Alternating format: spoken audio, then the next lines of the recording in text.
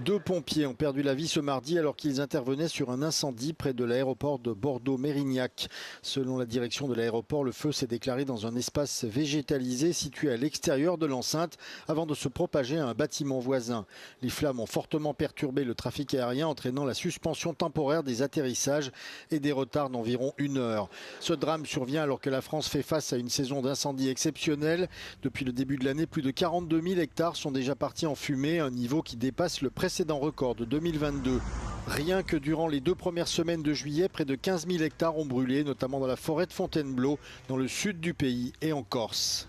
As you can see from the smoke behind me, firefighters are continuing to battle wildfires across southern France today. And it comes as a fresh outbreak of fires have taken place here in Provence and also in the Côte d'Azur. Here in Cotignac, we've been issued evacuation orders for part of the village, and that follows new fires in the areas of La Tournai, Pontevedra and down in Les Arcs. We're seeing helicopters as well as planes carrying those water buckets, trying to assist putting out those fires. And this also comes as temperatures continue to rise right across Europe.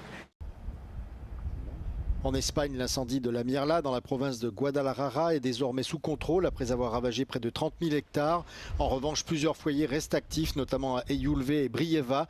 En Andalousie, les opérations de déblaiement se poursuivent à Los Gallardos où un incendie a fait 13 morts. En Sicile, les flammes ont de nouveau gagné du terrain près du village de Castronovo di Sicilia. Des avions bombardiers d'eau et des hélicoptères ont été déployés.